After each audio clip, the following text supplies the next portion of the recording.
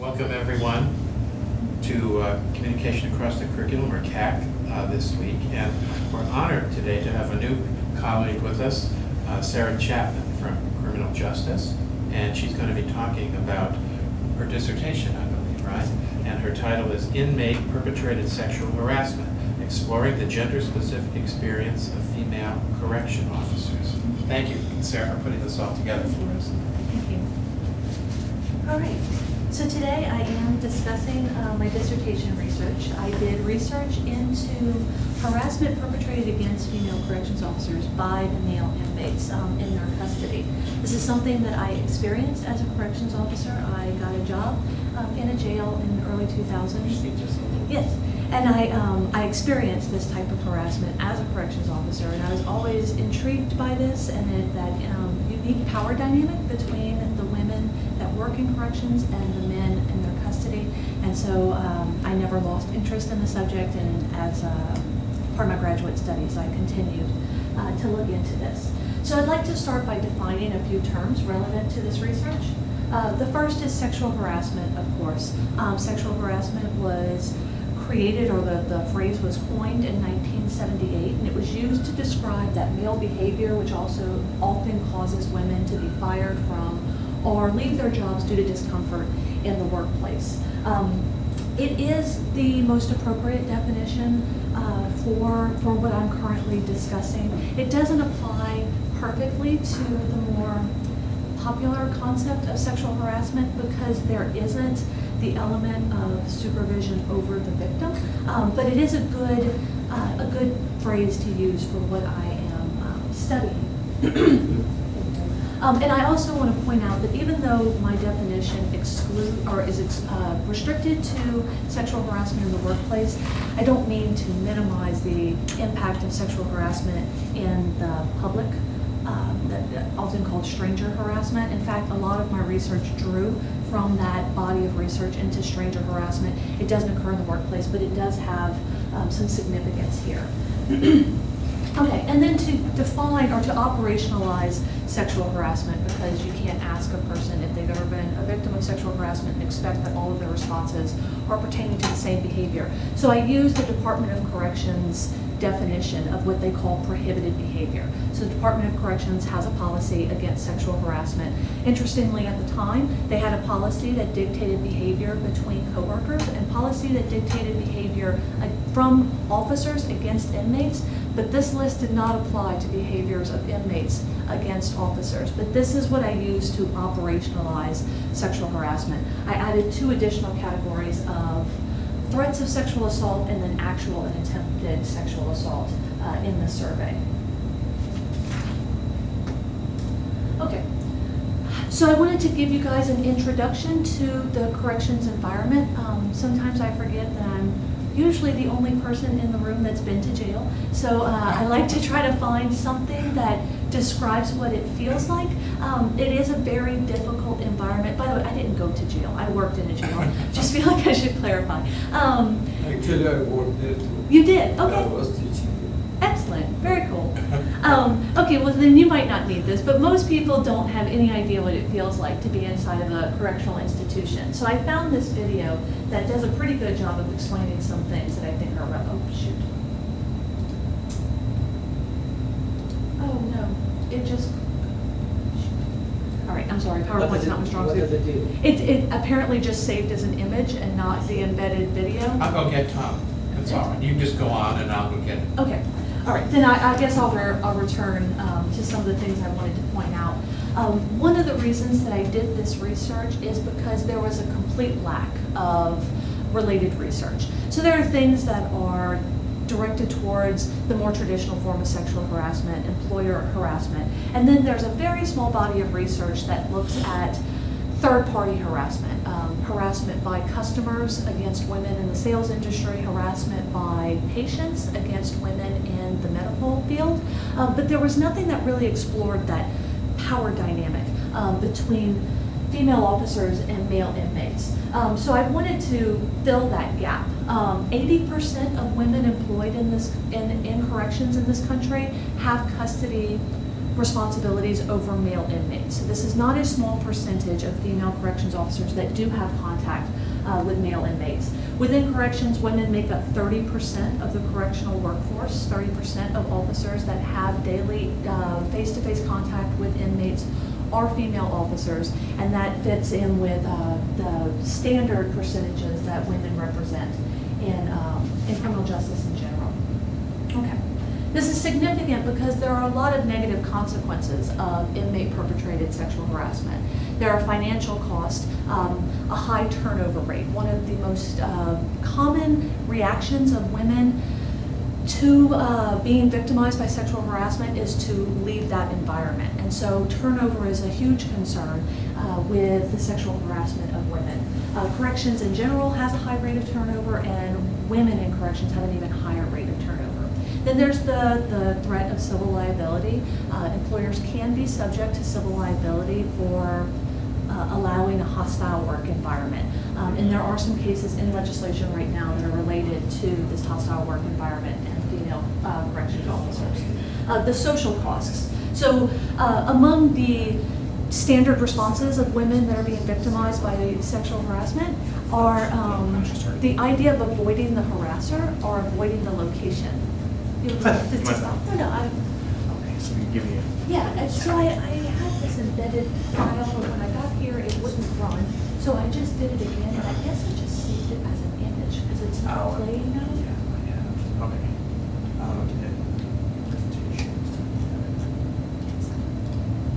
Yeah, it's just, let's see. Sarah, Yes. while you're working on it, I was wondering why a female officer wants to go work in a male jail. Why they put themselves through that? I think there's a couple of reasons. Sometimes men are actually easier to manage than the female inmate population. And in most states, Texas is an anomaly, if you guys aren't aware, with corrections. The way that Texas incarcerates is different than a lot of other states. Particularly in the Northeast and the western parts of the country, there might only be one female institution in the entire state. So if I, as a woman, am looking for work, and this is a government job, it usually has good benefits, it doesn't require a high educational attainment or any work experience, and it represents a pretty good job for a lot of people, but the single female institution in the state might be, you know, a 4-hour commute from home. Yeah. So they might not be able to get work in a female institution. Can I ask Sarah, how did you come to work as a guard? Is that something you just wanted to do? No, not even a little bit. I wanted to be a police officer, and my final semester in the bachelor's program, I got an internship with the jail psychologist that worked for the sheriff's department. So I worked with the psychologist, and I got to see the inmate population from his point of view. And then when I graduated, it was a kind of a natural transition. I already knew a lot of people in the sheriff's department, but the way the sheriff's department works, sheriff and city police are two different entities. And in most sheriff's departments, you don't start as a deputy on the road, like you don't start as a patrol deputy. You start in the jail, and then you earn your position in patrol. And I wanted to be a police officer. I wanted to be on patrol and enforce the law. But I had to start in the jail. And so I started, and then I ultimately realized that I'm not very good at it. So I was applying for graduate school anyway, and thankfully got in. So how long were you out? 7 months. 7 months. Yeah. Are you from Texas? I'm from Louisiana. From Louisiana, Yes. so you worked over there in jail? Yes. Okay. Yeah. You mentioned that one of the things that is prohibited is touching. Yes. Right? Is there not a rule that if an inmate reaches out, male or female, but you were talking about female, and touches you, that's it? That is, there's a penalty for that? Yeah. And Or are they lenient? They're lenient. They're lenient. In practice, if you invoked the disciplinary court for every single inmate infraction, that's all you do. And the paperwork associated with disciplinary courts is, it's a monstrous amount of paperwork. And so most officers, unless they're threatened or unless it's, some persistent type of behavior, it's just not worth the time. And it's even something that, you learn in the training leading up to your position, how to do things, and then you meet coworkers, and it's definitely more encouraged, just lay low and only use the courts and the disciplinary procedures. Would it be that you true have that to. some of them aren't being aggressive in touching, they're just looking for human touch? Yes, so to speak? absolutely, yeah, because you Yeah. can't forget that they're also human beings, Yeah, that yeah. some things are against the rules, but, you find out that an inmate just found out that his mom passed away, and so he used profanity when you asked him to move along or something, but, I don't know, for me, I couldn't invoke the full force of the law if I found out that an inmate might have been behaving badly because of some external reason, so. But I guess it's an option, it's not that you can't, it just doesn't make sense to do it in every instance. Adam, you got it? Yes. Okay. So basically we have it here. And yes. Thank you so Then you much. passed I really it. appreciate You got it. Okay. Everything else sounds appears to work. Got all that set up. Is there anything else? Thank you. You're welcome. Thank you, Adam. Thank you as Yeah. always. Thank you. Yeah, help yourself, please. So this is just a little less than 2-minute video that describes some of the elements of the correctional environment.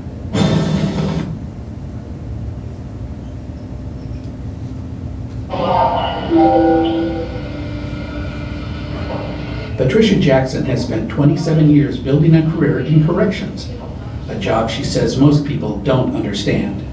There are those lockup shows and stuff like that, but if you watch that, it's more based on the prisoners, and they're kind of getting the glam on that thing. So unless you actually know about a corrections position, what it is, what it entails, it's very hard to recruit for that. She's trying to get the word out about what correction deputies really do, because there's a big need. We are short 24 officers to staff the units to be able to provide the service that we're budgeted to provide. Let's go, guys. Start bringing up trays. David Chung has spent more than 40 years serving in the military and working in the jail. He's a custody deputy overseeing 84 inmates in one unit. You have to have a certain personality to handle the jail, and you have to be hard, but also compassionate, and treat them like humans. If you do that, you don't have any problems. Davon Miller has been on the job for less than a year. I was working at the mall, so that was a big change because, I'm all about helping, Yes, sir. Yes, ma'am. Most deputies say the job is surprisingly rewarding. I still shop at the mall. I run into these guys, and it's all handshakes and thank you for talking to me. I get to see a difference that I make. Maybe not 1,200 inmates, but 1 or 2 of them. The Pierce County Jail is like a small city with deputies who oversee common areas, booking deputies who check in inmates. There is paperwork to process and escorting inmates to court, and even reception deputies who screen visitors. Okay, you're all checked in. Let me give you a badge here. What keeps me hanging around is the pay is great, the vacations are good. Hiring more deputies is critical for reducing overtime costs, covering vacations, and opening more pods to meet demand. It takes about 4 months to hire a new deputy. First part of the process is taking the National Testing Network test, which is a written video-based test and a physical fitness test. After they successfully complete that, then it starts the formal process with the Sheriff's Department. Learn more about Pierce County Corrections deputy jobs online at piercesheriff.org. Okay, so there's a couple of reasons that I chose this video to show you guys what corrections look like. First, the staff shortages. She had mentioned that they were 24 officers short of providing the basic service that they were expected to provide. So we have a national average of about 1 officer per 4.4 inmates. That's the national average that the government likes to tout. It's very misleading though, because you might have 1 officer per every 4.4 inmates, but some of those officers are supervisors, some of them are in intake, some of them are the reception deputy that's checking in visitors. So not all of those officers are on the floor with inmates. If you heard at one point, it said that a single custody officer had responsibility for 84 inmates that were in a common area with no barriers. So it can be very intense to be surrounded by that many people, and at least have the underlying threat of violence against you. Some other things that I thought were interesting. The deputy that mentioned that he had been in retail and he had no real life experience that prepared him for this job. Do any of you guys remember what they said was the length of time that it takes to be hired by this county? 4 months? 4 months. Most police departments have a 4-month academy. This is 4 months from the time you submit your initial application, you go through psychological testing, you go through physical testing, you go through whatever the state standardized testing is, and then you go through background checks and the Sheriff's Department Academy. 4 months between the time that you apply for a job and the time that you're placed on the floor and expected to be able to maintain custody of convicted offenders. Doesn't feel like enough time. As a matter of fact, in a single jurisdiction, the Sheriff's Department had a 4-week academy, and the same city's police department had a 31-week academy. So it's a very, very small percentage of the amount of training that most officers go through. Okay, so we've already covered the cost or the consequences of sexual harassment, both in the financial cost and the social cost of sexual harassment by inmates. So my current research, I conducted this research in the Lafayette Parish Correctional Center. It is a 750 bed or 750 inmate capacity facility. Interestingly, after Katrina, they increased that capacity to 900 after making no structural or staff changes. They just decided that what was once best for 750 inmates is now okay for 900. But at the time of my research, they had 110 uniformed officers, and 50% of those were women, which is well above the national average. I created a survey instrument for this research. So most survey instruments that measure sexual harassment look specifically at that harassment between employees or between coworkers, so they didn't really fit the types of behaviors I was trying to measure. So I designed a survey instrument. It has about 60 questions. The questions are all different types of formats. I had open-ended questions, contingency questions, matrix-style questions, and it was specific to this facility. So I was able to use the terminology that the employees of the facility were familiar with, and there was an annex division, for instance, on this in this facility. I was able to refer to it as an annex, so there was no confusion over what part of the facility I was referring to. One of the reasons I wanted to do that was not only to enhance the validity of my results by ensuring that the officers taking the survey were responding to the same areas that I was asking about, but also to try to minimize that us versus them mentality. A lot of times in corrections, outsiders coming in and trying to do research is not a very fruitful effort. Corrections officers are, it's like a brotherhood. It's just like policing. And outside researchers aren't usually taken very seriously. So I thought that by being able to use their language, I might blur those lines and have a little bit greater trust. So I had a return rate of 38.2%, which is within the range of return rates for exploratory type research. That return rate was 21 officers returned surveys as a result of that research. Okay, so I was trying to answer some research questions. These are the questions that I was looking at, and I gave them titles. The first is prevalence, so to what extent are female officers subject to inmate perpetrated sexual harassment? The second was recognition, whether or not they recognize the behaviors they experience as being sexual harassment.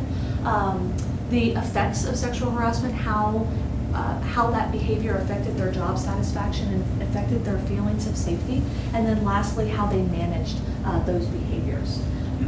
So with prevalence, this is the major source of the information that I used for the prevalence of sexual harassment. You can see the categories of behavior that I was trying to study are consistent with those prohibited behaviors: unwelcome sexual comments, indecent exposure, display of sexually objects, or sexually explicit objects, or gestures.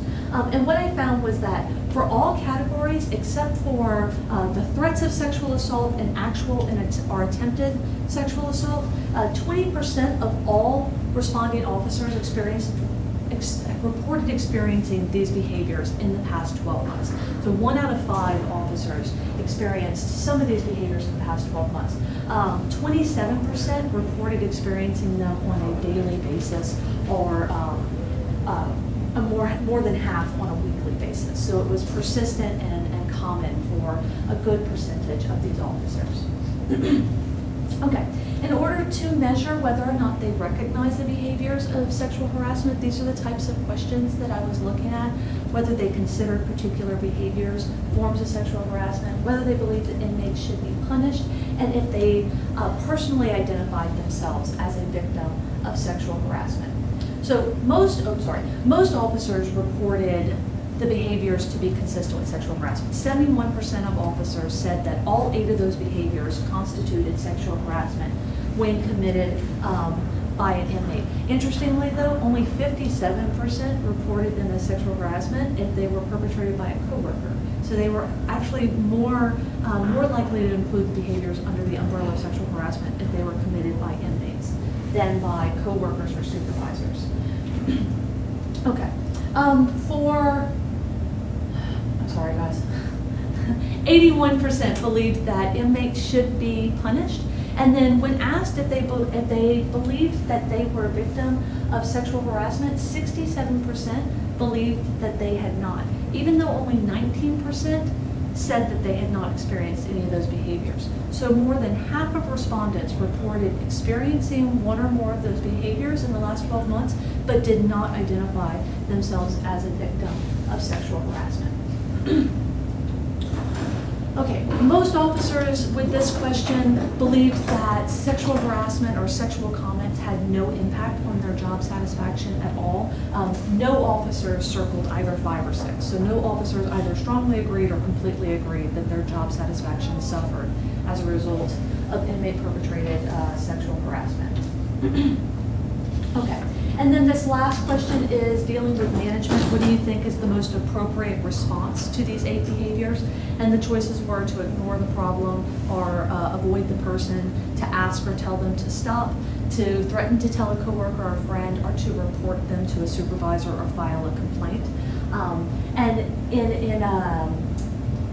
in this portion of the survey, officers tended to be pretty severe in their reactions to inmates. This is the most severe category of reaction to file a complaint, and officers tended to say that that was the most appropriate response. It is interesting that even though most officers reported experiencing these behaviors and most officers report thinking that this is the most appropriate response, very few officers ever actually filed a complaint against an inmate. There was a question that asked specifically, have you ever filed a complaint?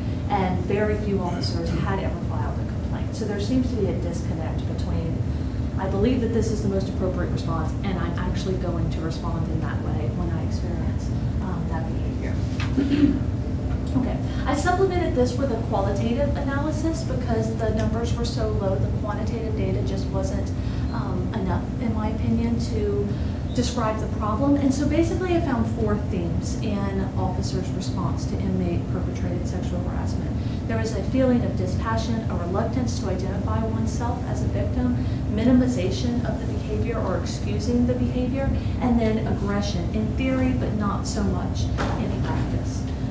So these are some of the handwritten comments that I've got, where I asked officers to describe the behavior. So in that matrix question where I asked them to indicate whether or not they'd ever experienced those behaviors, I then followed up with, could you describe one of the behaviors that you reported experiencing? And these are kind of the theme of the responses. Male inmates are very flirtatious and they often expose themselves to female deputies. Men generally make remarks towards women. There is no specific situation to describe. Males will always make comments. You just have to get beyond it and not let it affect your job. Some inmates have a habit of walking around with their pants hanging down. One inmate likes to masturbate while the deputies are around. It feels very detached from the behavior. It's almost like it's an inevitable thing that occurs in corrections and not so sexual in nature. It's just a fact of their jobs. Okay. With reluctance to identify themselves, there seemed to be a reluctance to identify oneself as a victim and a reluctance to acknowledge that the behavior was abnormal. So you hear sexual comments every day, you just have to ignore them. Ignorant inmates say stupid things to see if they can get a rise out of you. You can just ignore them.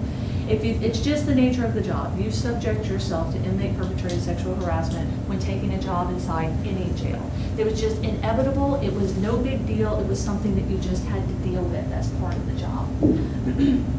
Minimization. At the end of the survey, I asked in 3 separate pages for officers to report their most frightening experience with male inmate behavior, their most recent experience, and their most unforgettable experience. Not a single officer recounted a frightening experience. These 3 were reported as either the most recent or the most unforgettable. A male inmate called me a dyke bitch, an inmate threatened to rape me, and an inmate asked me for my phone number and then told me I was beautiful. Then he jumped out in front of me naked when I went to his pod later that day. They all sound pretty frightening to me, but none of these officers acknowledged those as frightening experiences. These were just things that happened recently or things that were unforgettable, and that I found interesting as well. And then lastly is their aggression in theory. There was a question that asked them to report what they think is the most appropriate response to the less threatening forms of sexual harassment. So things like the display of sexually suggestive gestures or unwelcome sexual comments. So this wasn't in response to attempted rape or anything like that. These are the less serious behaviors. And these are the things that officers suggested were appropriate responses to unwelcome sexual comments. Criminal charges for inmates that make unwelcome sexual comments. 45 days of lockdown. Lockdown is a complete loss of your privileges. No visitation, no phone calls, no mail, no meals in common areas.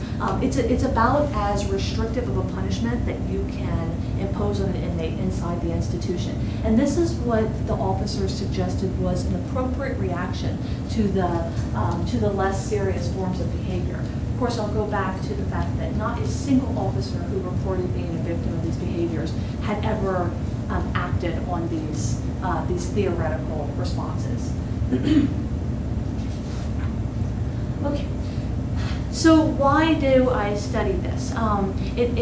Corrections has this kind of feel of being out of sight, out of mind, and it's not worth research money, it's not worth the effort to study what goes on inside of corrections. But there's a few cases that merit an attention on women's issues in corrections. This is Mary Johnson. She was a 55-year-old corrections officer in a male institution, and she was found unresponsive in a kitchen area. She subsequently died of her injuries after officers tried to resuscitate her. And though the facility is not forthcoming with any details, she was attacked by inmates. So the cause of death was an attack by inmates. And I know nothing about this case. Correctional facilities are not usually very open with what goes on inside their walls, especially things that they're not terribly proud of. So I have no idea what happened. But because there is this standard response among women to avoid the people that sexually harass them and try to minimize their contact, is it possible that somehow she had been subject to victimizations that she had ignored and she had minimized and then treated as normal and maybe didn't recognize signs of impending violence? Somebody that you might know, Joyce Mitchell, you may remember her? From New York? Yes, yeah. So she was a seamstress at a upstate New York prison, and she helped 2 murderers escape from prison. She provided them with drill bits and hacksaws that they used to get out of their cell wall and then cut through the underground pipes before they emerged from a manhole outside. And she was basically seduced by one of the male inmates. He had this long-term seduction of her and ultimately gained her trust enough for her to assist him in escaping. And possibly if this particular institution had more consistent policies about how officers and employees of the jail were expected to react to sexual harassment, that maybe this man's behavior could have been cut off at the beginning and not allowed to snowball into what it ultimately became. And the last reason for this research, the Cook County Jail in Chicago is currently under a lawsuit brought by several female employees alleging that the administrators of the jail did not protect them from inmate sexual harassment, and that the nature of the environment left them fearful for their safety and rose to the level of a hostile work environment. And this litigation is still in the courts right now, but theoretically the jail could be held financially responsible for the harm caused by these women by the male inmates in the facility. And if you're interested, I have some resources here. Thank you. Thank you. Thank you. Thank you for, allowing time for questions. We have Yes, some, I'm sure. Yeah, Habib. You said you just studied Lafayette Parish jail. What was the cost in terms of money and energy for you to do the same thing in another facility? Yeah. Or did you do it? Did you? No, I never replicated the study. Okay. There wouldn't be a big financial cost. The reason this worked out for me is this is actually the facility that I worked in, so I knew people there. Like I said, correctional administrators are not very eager to get outsider researchers to come in. So it's not easy to come in and say, hi, nice to meet you. Could I do some survey research in your institution? I didn't necessarily push to replicate. I kind of went a different path right after my dissertation research. But I would love to be able to replicate the research. It's just finding the right location that's willing to give me that access. I think this was a unique situation. Have you tried? No, I have not. No. Yeah, Huntsville. Yes, I know. And actually, the Montgomery County, I've been building a relationship with the sheriff's office there. So maybe one day. Okay. Oh, I'm just surprised that as much of this conduct is tolerated. Yes. It's shocking. It is shocking. Yes. The Cook County case, when I found it, is unbelievable what's going on in this institution. I mean, it's not necessarily, sometimes I'm not sure what conversations are crossing a line because I read and I see some pretty disgusting stuff by studying prisons. But the behavior is shocking, and it's unacceptable that a woman would be expected to work in an environment where men aggressively expose themselves to them and touch them. But in a question that Habib asked before you actually started your presentation, I think you said that women are harder for women corrections officers to control than men? Yes. Doesn't sound like it. No, I know, and it is really strange. And a lot of the quotes that come out of this type of research and just women in corrections in general is that it is a common reaction that women have. That it's a very strange relationship when, as a woman in corrections, if you abide by those traditional female roles and you take on that persona of a mother or a wife or a caregiver, the male inmates are really easy to manage. They maybe view you in that light, or maybe you invoke some kind of feeling of, being a child or a mother relationship. And they are very easy to manage. But it's not a stretch for an inmate who wants to get away with something to just be naked, because as women, we're taught from a very early age, when a boy's being mean to you, just ignore him. Or, people make catcalls on the street all the time, and what do?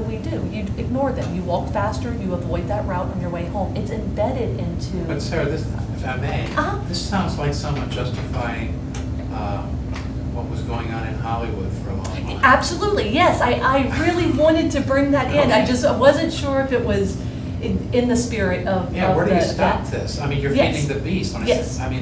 We seem to be feeding the beast by Absolutely. looking away. Yes. But it comes at a high cost to the women employed there, because once they start separating themselves and they say, this is what the role feels like for me as a woman, they are separating themselves from the men. And it's important to stay one of the guys in criminal justice. It's hard to be a woman as a police officer or a corrections officer, because it is such a male-dominated role. It's traditionally male. A lot of the requirements are still fundamentally male qualities, that these physical requirements for the job. And there's nothing that says that women aren't equally capable of performing the job, just in a less traditional sense sometimes. But by women saying that this type of behavior is unacceptable and we're not going to continue in this way, they're separating themselves. They're drawing a line between the good old boys and the women that are making up greater parts of the correctional environment.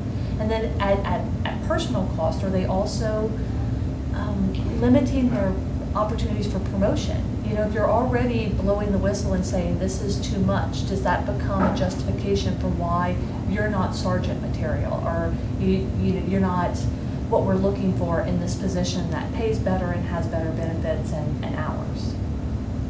Can I play the devil's advocate? Yeah, of course, yes. I mean, there would seem to be a place for male officers and female officers, and I think it's unfortunate that the female officers have to think, well, to get along, I got to go along with all of this. I have to adapt to this dominant male culture among the male officers, which has been in place for years and years, and in a sense deprofessionalize myself in so doing. That's part of the problem, isn't it? I mean, getting along with the good old boys network is not acceptable. Yeah. I mean, it's easy for me to say. You know what I mean? But Yeah, no, I do. there has to be a line drawn, and women corrections officers have a peculiar way of doing things, which is the way they do things, and the males have their way of doing things, and the women should not have to kowtow to the dominant male culture. It seems to me. Yes. But yes, I don't disagree with you. In fact, some of the officers that I thought were the best assets to the facility were women that didn't adopt that male role. Women that go in and they use softer tones. They got a lot more cooperation out of inmates. They had fewer disciplinary problems among inmates. They had better communication with the people under your control, and those things go a long way. If you can make your job easier and it runs smoother, that's the goal here. So I do think that they are valuable to corrections, and it is unfortunate that you either have to take on a more feminine approach but hide the impact of almost being punished for your feminine nature, or you take on a more aggressive male type persona and then you just fit into the traditional mold and things keep running the way they always have. which to my mind is pretty unacceptable. I mean, Yes. a woman walking past a male behind bars and he exposes himself or he takes all of his clothes off and nothing happens. Yeah. It just is shocking Yes. that they get away with that. Yes. Well, what's going to stop it? Yeah, and, it definitely a reformative-minded leader. It's going to take something from the top down that not only institutes a policy where women are allowed to formally charge these inmates or take formal measures, but also where the male officers aren't allowed to not take formal measures. Because this is what's happening in Cook County. The female officers are saying that we were encouraged not to make complaints. The male officers and our supervisors told us, don't waste our time with that. And then when they did make complaints, they were ridiculed and they were kind of punished by their coworkers for causing this extra drama. And so it's going to take a combined effort where it's not being placed on the women to separate themselves from the men, but it's a full Was the effort. last chapter of your dissertation or somewhere in there suggestions for change? Or don't you take that leap? Yes, I mean, suggestions, there's so many suggestions, but that is the basic idea, that I think that this has to be an umbrella type policy. This can't be a couple of women going into the jails and saying enough's enough. This has to be something that comes from the top down, that not only encourages people to stand up, but requires people to stand up and say, this is unacceptable, because the events at Cook County are unbelievably bad, and it's a result of many years of neglect and the right people ignoring the behavior and allowing it to grow. I have two questions. Yes, sir. Totally unrelated. One, in the beginning you said that you worked 7 months. What is the minimum amount that you needed to work in the jail in order to become a sheriff's deputy? You know, I think it depends. I was told whenever I started that I could have moved on to patrol in a few months. I actually got accepted to grad school about 2 months in, and so I knew that I wasn't going to move to patrol, Okay. so I stopped that So you career never path. become a police officer? Yeah, no. I think it depends on, at the time I had a bachelor's, which would have set me apart, and then depending on your work performance. There are some people that are better suited for the road, so if being in the jail doesn't make use of their skills, then it would be to everybody's benefit to move them along quicker. And my second question was that you mentioned the female facilities. What kind of sexual harassment a female officer would face in a female facility? I don't know. Now this facility was a co-ed facility, which is another reason that I really liked it as a research location. So there were both female inmates and male inmates. And one of the questions I asked, that matrix style question where I asked them to report behaviors they experienced by male inmates, I asked the same question with female inmates. They didn't answer to the same degree, but there was still several officers who reported that they experienced those behaviors from women on a daily or a weekly basis. And most officers reported experiencing some of those behaviors at least once in the last 12 years. So it wasn't that they didn't come from women at all, it just wasn't to the same degree as they came from men. Thank you. As far as you know, is this the first study of its kind?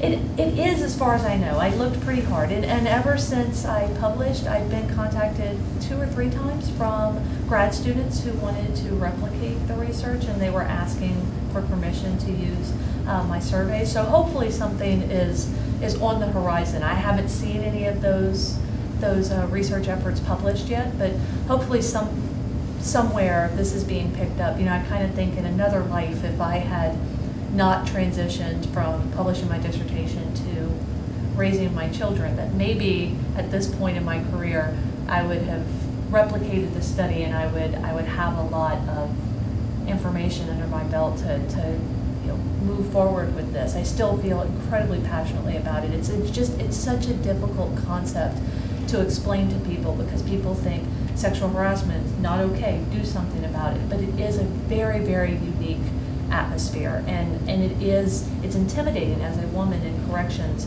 to do anything that sets you apart, makes you different, makes you a liability, and so it does have some really unique elements. I think there's a lot of potential for this being damaging to both the financial aspect of civil liability, but also just to the nature of supervision. When you have officers assisting inmates with escapes because of a sexual relationship, and I don't think anybody really believes that this was a relationship. It was a one-sided,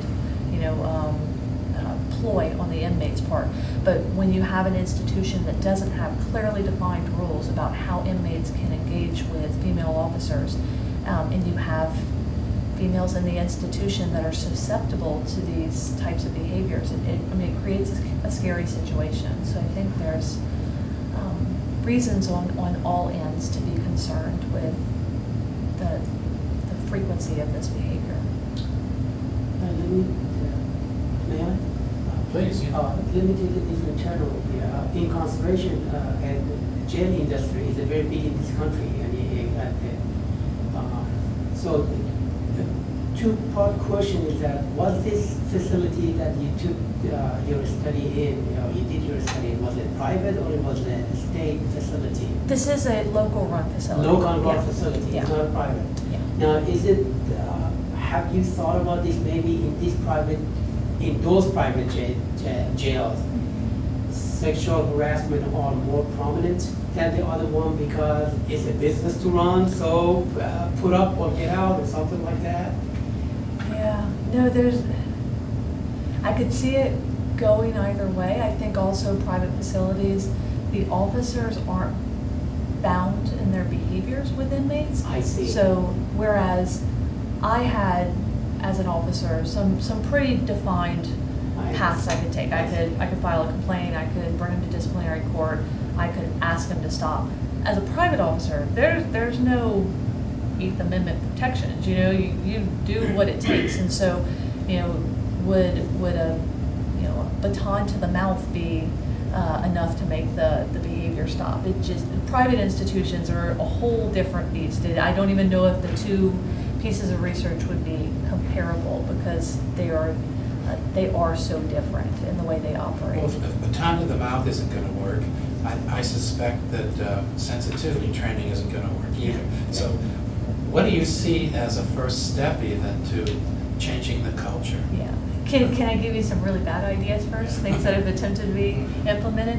So in one institution where there was an excessive amount of inmate masturbation in front of female officers, they decided to reward serial masturbators with a pizza party if they avoided masturbating in front of officers for 30 days.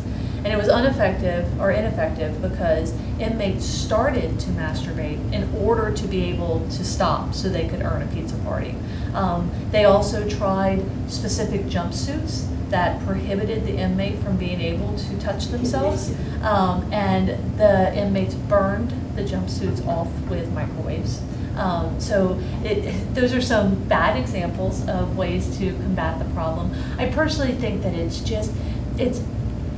changing the culture from the top down. I think one of the things that really made this relevant for me is that I went through academy training to be a sheriff's deputy, and it was roughly 5 or 6 weeks, and we went into class every day from 9 to 5, and we took lots of tests, and we did some physical training.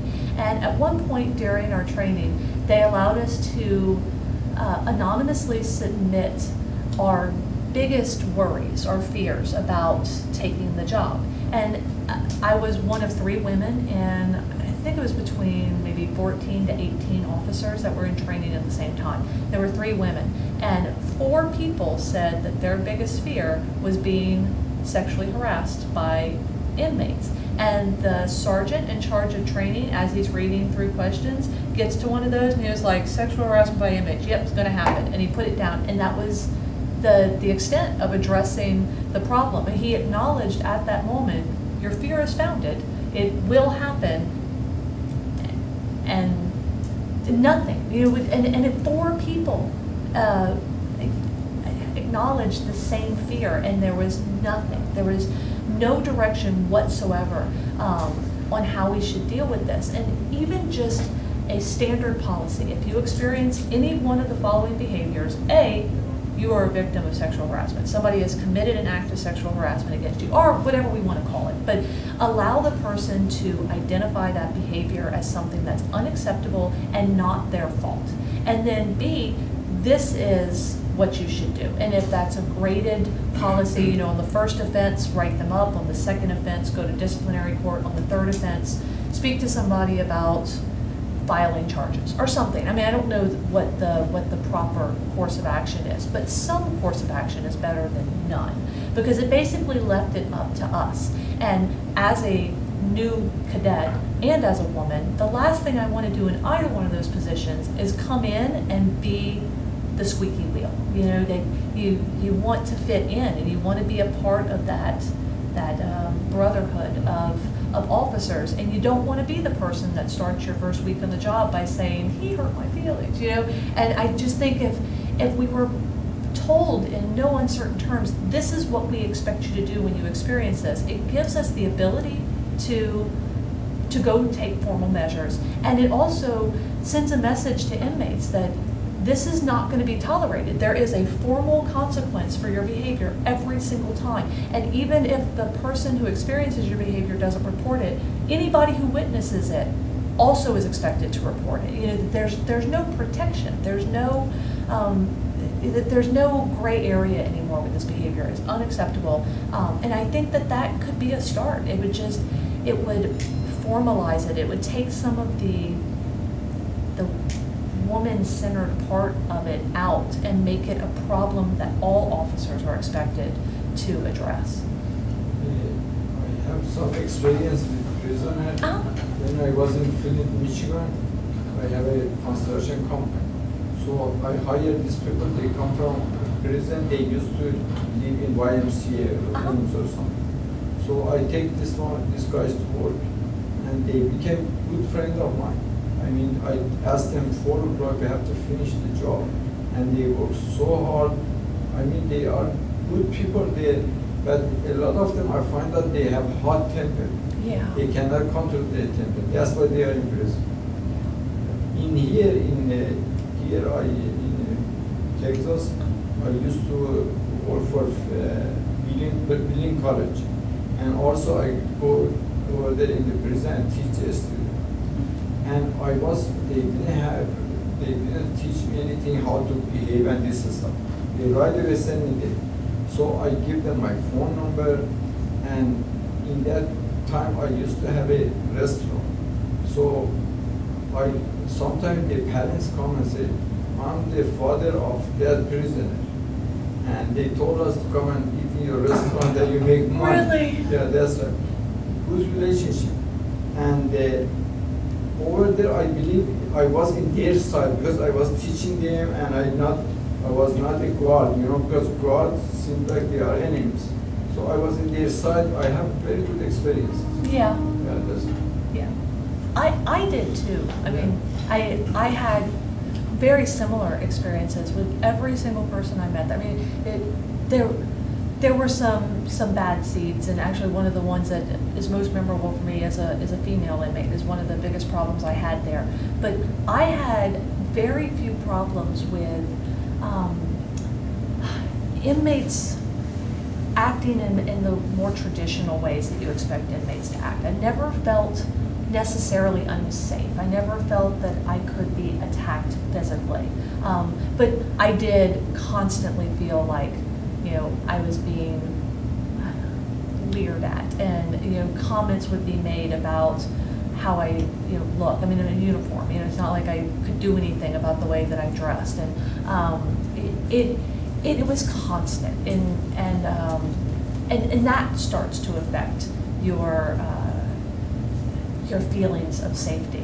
But some of the people I met were some of the most interesting and warm people I've ever met. I kind of made it a point not to look up what they were there for, though, because I didn't want to see people as their criminal activity. So I don't know what they were there for, but based on my interactions with them as inmates, I didn't have any fears of them or any negative opinions of them. So for every problem inmate, there were more who were Yes. very nice. I believe so, yeah. I believe so. I think, though, that it's a matter of perception. In that video as well, they had said something to the effect of, if you treat them like human beings, and that, I think, that has so much to do with how inmates react to you. If you give a person a reason to want to respect you, that might be all they need. And I worked with people that I saw had a lot more problems with inmates, but I also saw that they approached them very differently. I will say also, though, that I wouldn't have lasted long, even if I hadn't have gotten into graduate school and worked there more long-term. It was emotionally exhausting.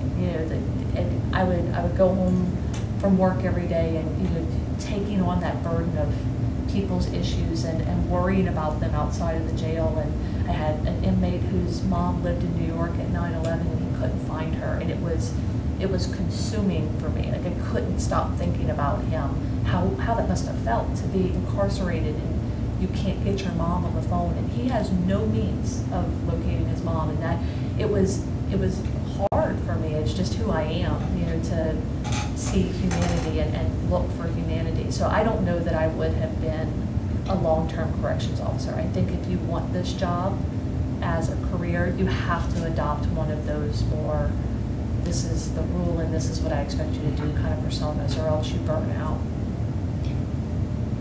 Well, you have another member of our faculty that came from law enforcement to become a faculty. We have a police officer that now teaches mathematics for us.